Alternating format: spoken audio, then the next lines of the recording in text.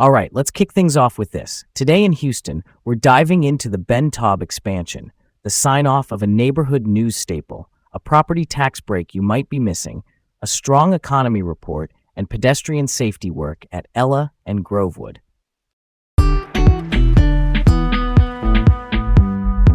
Here we go. I'm Leah. And I'm Garrett. Welcome to Laid Back Local, the news of the day with Leah and Garrett from Houston, Texas.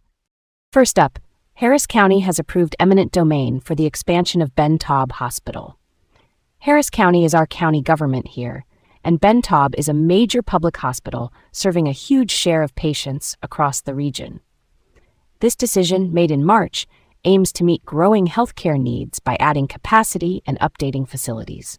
Quick explainer: eminent domain is a legal tool that lets the government acquire private property for public use, like hospitals or roads, with compensation to owners. It's often controversial because it weighs individual property rights against community projects. Officials say this expansion is a proactive step to handle rising demand in care. Yeah, that's something to chew on, huh? I'm not gonna lie, eminent domain always gives me pause. Losing property is a big deal for any owner, but I also get the other side. If more ER beds and specialty services mean faster care and better outcomes, that's a real community benefit. The balance is key: fair process, fair payment, and clear communication. Why go the eminent domain route at all instead of just negotiating buys on the open market? Sometimes it's timing and certainty.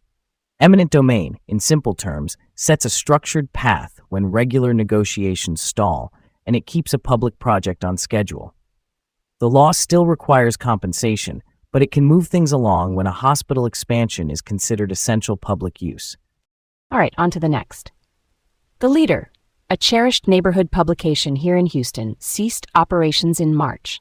The Leader was known for granular, block-by-block coverage, school updates, small business features, and community events. It was a real connection point. The closure highlights what so many local outlets face in the digital age: fewer ad dollars and a tougher path to sustainable revenue. Even with a strong community presence, it's hard to keep the lights on without consistent support. It's tough news. Neighborhood reporting is where you learn about the new park bench, the PTA vote, or the corner store owner who knows everyone's name. Losing that is losing part of the neighborhood's memory. Totally. Local journalism helps people feel seen and keeps us all informed on the small stuff that actually shapes daily life. Real talk, this one hits close to home. All right, let's roll on. Harris County Appraisal District, or HCAD, is urging homeowners to utilize homestead exemptions.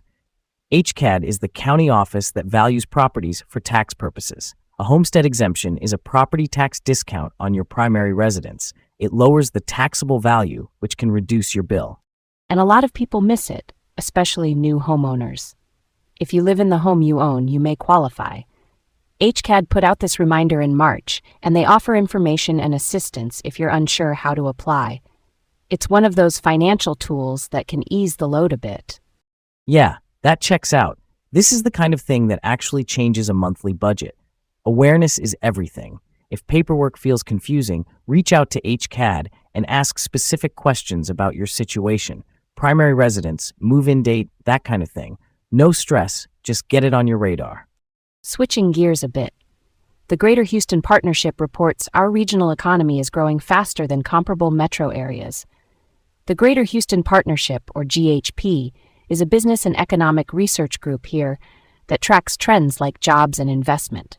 The report, out in March, points to industry diversification and investment in technology and infrastructure as key drivers.